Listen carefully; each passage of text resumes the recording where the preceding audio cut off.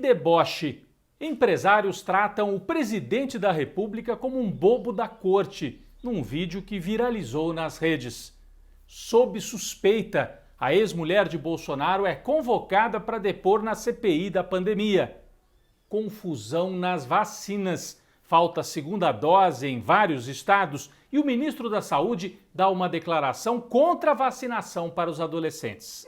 Crise também na Argentina, mas ali num governo de centro-esquerda. E o centenário de um gênio brasileiro, o educador Paulo Freire, faria 100 anos esta semana. Eu sou o Rodrigo Viana e esse é o Tempero da Notícia que está começando agora.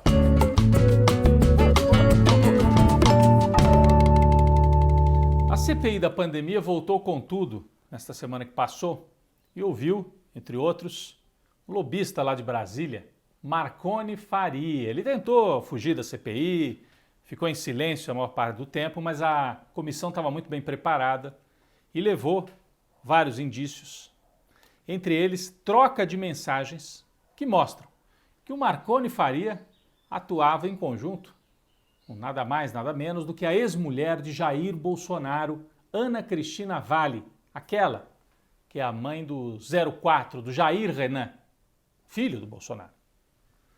Bom, a Ana Cristina e o Marconi Faria, segundo a suspeita da CPI, fariam tráfico de influência, ela ajudaria em vários órgãos públicos e a CPI investiga se isso tem relação direta ou não com a compra de vacina superfaturada. Ela foi convocada, então, para prestar depoimento. Vejam só, a CPI que investiga a corrupção aprova a convocação da ex-mulher do presidente da República.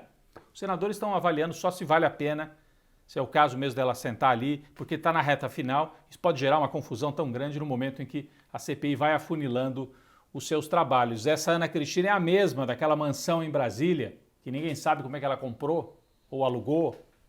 E é a mesma das rachadinhas no Rio de Janeiro. Está sendo investigada. Recolheria o dinheiro dos funcionários de gabinete do Bolsonaro, dos filhos dele. Esse dinheiro ficaria com a família. Gente realmente muito complicada. A comissão também investiga a denúncia gravíssima de que um plano de saúde especializado em idosos, o Prevent Senior, teria feito uma espécie de teste, teria usado pacientes como cobaias com a utilização de cloroquina, de ivermectina, aquele kit Covid que o Bolsonaro fazia propaganda. Olha só, médicos fizeram essa denúncia, médicos que trabalhavam nos hospitais desta rede Prevent Senior, de que tinha orientação de que era para usar. Chegava paciente ali com suspeita de Covid, taca no sujeito ivermectina, cloroquina, que são medicamentos sem eficácia comprovada para Covid-19, tem eficácia para outra coisa, mas não para Covid-19. E mais que isso, em alguns casos podem agravar o quadro de saúde do paciente. Então é algo, se for comprovado, criminoso. Será que o convênio agiu só para parceria política, para sustentar o discurso do Bolsonaro, ou tinha interesse também de grana? A Prevent Senior, é bom que se diga, nega. Diz que não, nunca fizemos isso. A CPI vai investigar e isso vai estar no relatório final, que, aliás, já está avisado. Vai ser um relatório bastante pesado, indicação de vários crimes de responsabilidade contra o presidente da República. Uma comissão de juristas foi chamada para ajudar a compor esse texto, da base jurídica mesmo, para o texto final da CPI. E o Senado vai encaminhar o relatório também para o Tribunal Penal Internacional, apontando pelo menos 2 crimes contra a humanidade que teriam sido praticados por Bolsonaro na crise do oxigênio em Manaus e na condução da pandemia junto às populações indígenas. É uma situação bastante grave para o Bolsonaro. Para completar o quadro complicadíssimo na saúde, o ministro Queiroga, que é médico, mas que é um bolsonarista, política no governo de saúde é do Bolsonaro, não é de mais ninguém. O ministro Queiroga deu uma coletiva lamentável esta semana, colocando em dúvida a vacinação para os adolescentes de 12 a 18 anos. Vacinação que já começou. Muitos, 3 milhões no Brasil, já tomaram a primeira dose.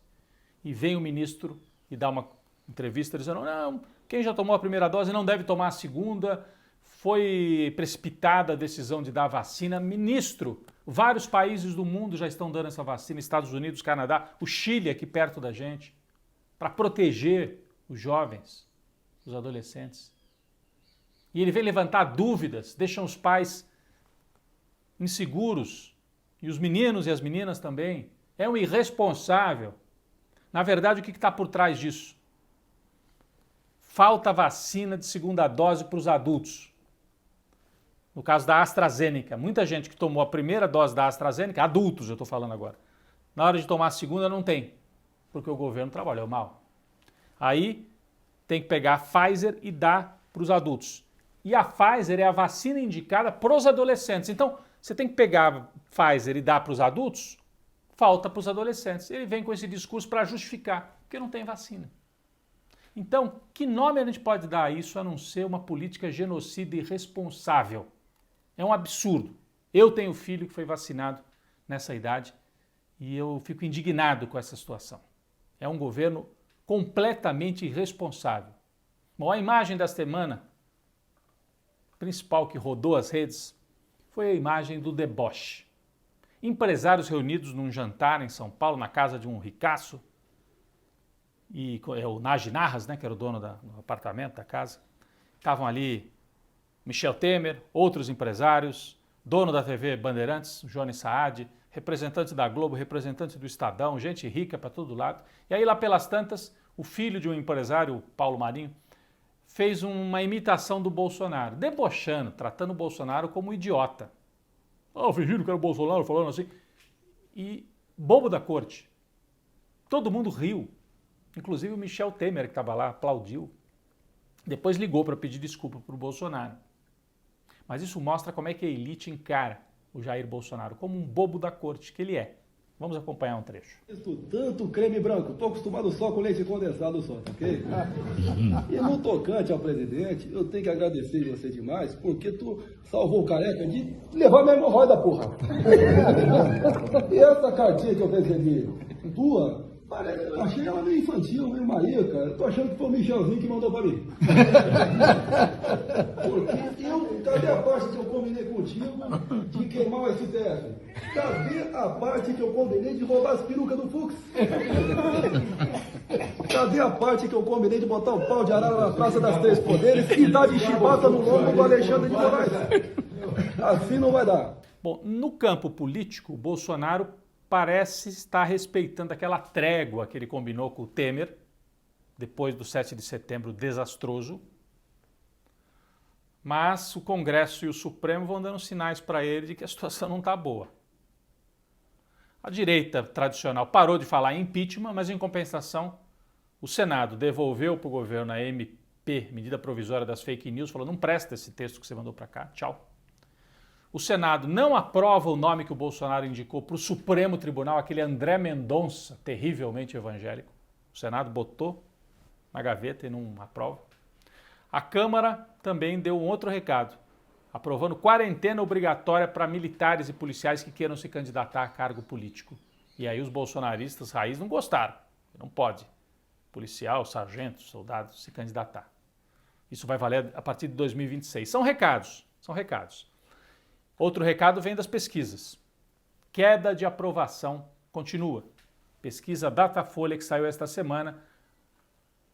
Ruim, péssimo. 54% dos brasileiros consideram que o governo Bolsonaro é ruim ou péssimo. É o recorde histórico. É a curva vermelha. Ótimo, bom, apenas 22%. Então olha a diferença. Se a eleição fosse hoje, Lula teria no primeiro turno, no cenário mais provável. 44%, Bolsonaro 26%, Ciro 11%, Dória 6%. Lula muito próximo de ganhar a eleição no primeiro turno. E no segundo turno, o Lula dá uma lavada no Bolsonaro. 56-31. Lula ganha de todo mundo, inclusive. E o Bolsonaro perde de todo mundo, até do Dória. Tem disparada a maior rejeição. Uma situação bastante complicada para o Jair Bolsonaro. Ele tenta ganhar fôlego. Aprovou aumento de imposto do IOF para tentar fazer esse programa social que ele quer fazer para recuperar um pouco da popularidade, especialmente entre os mais pobres. A direita tradicional, essa aí do Temer, do PSDB, não consegue achar um candidato para o ano que vem. voltou a atacar o Lula, dizendo que o Lula na economia pode ser perigoso para o Brasil. Perigoso. O risco do Lula é gerar emprego, acho que mostrou isso no governo anterior. O Lula deu um sinal de que está dialogando com os setores empresariais. A dona do Magazine Luiza, a Luiza Trajano, foi eleita pela revista Time entre as 100 personalidades do mundo no ano de 2021. Quem é que escreveu o texto de apresentação da Luiza Trajano na revista lá? Revista estrangeira. O Lula. Mostrando a proximidade com a Luiza Trajano, mostrando, né, dando um sinal aí. No meio de tudo isso, a oposição marcou novos atos de rua, de volta à rua, no dia 2 de outubro e no dia 15 de novembro, para voltar a dizer: fora Bolsonaro, chega, fora Bolsonaro.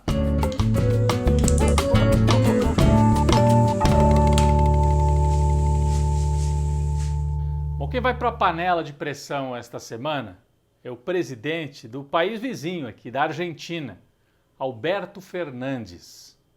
Um homem de centro-esquerda, peronista, moderado. Ele foi eleito derrotando a direita argentina, o Macri, lembram? O ex-presidente, que tinha arrebentado com a economia da Argentina, fez um programa lá neoliberal, né? Aumentou a dívida, teve que pegar dinheiro do FMI. Aí entrou o Alberto Fernandes, do peronismo, que é esse movimento popular na Argentina, nacionalista. E foi o Alberto Fernandes tendo como vice a Cristina Kirchner, ela mais combativa, né, ex-presidenta. E veio a pandemia, comércio fechado, economia fechada, recessão, desemprego. Ele teve uma postura muito responsável, ao contrário do Bolsonaro, pediu para as pessoas ficarem em casa. Mas isso gera desgaste para o governo, né? Porque muito desemprego, as pessoas, negócios quebrando, desgaste do governo. E para piorar, houve um escândalo durante a pandemia, depois se ficou sabendo, o Alberto Fernandes fez uma festinha com a mulher dele. Pedia para todo mundo ficar em casa para não fazer aglomeração e fez uma festa. Isso gerou muito desgaste também para o governo. Aí na última semana, eleições primárias parlamentares. Na Argentina tem isso, eleições prévias. É como se fosse uma simulação da eleição para valer. E nesta simulação, o Alberto Fernandes perdeu feio para os adversários conservadores. Perdeu especialmente na província de Buenos Aires, não na capital, na província, que é a área mais populosa da Argentina e onde os peronistas sempre ganham. Então é algo muito sério, significa que ele está perdendo base de apoio popular. E a consequência, a Cristina vice escreveu uma carta descascando o presidente, dizendo que ele tem que ser mais firme, mais efetivo, está com uma política econômica muito moderada, muito próxima do liberalismo. Então a Cristina está pedindo que o governo seja mais combativo. 5 ministros colocaram os cargos à disposição. Ministros próximos a Cristina Kirchner. Então é uma crise grave no peronismo. Vamos ficar de olho. Certamente o Lula está olhando o que acontece na Argentina, porque muita gente aqui no Brasil dizia: olha Lula, por que você não sai de vice em vez de ser o candidato a presidente? Na Argentina não está dando muito certo. A Cristina, que é a personalidade forte, é a vice, o presidente mais fraco. Isso gera um curto-circuito ali. Então o Lula deve estar acompanhando. E nós também devemos acompanhar, porque a Argentina, esse governo, faz parte dessa onda de tentar reconstruir governos mais progressistas em toda a América do Sul. A gente espera que a Argentina se recupere e passe por essa crise. De qualquer maneira, Alberto Fernandes na panela de pressão.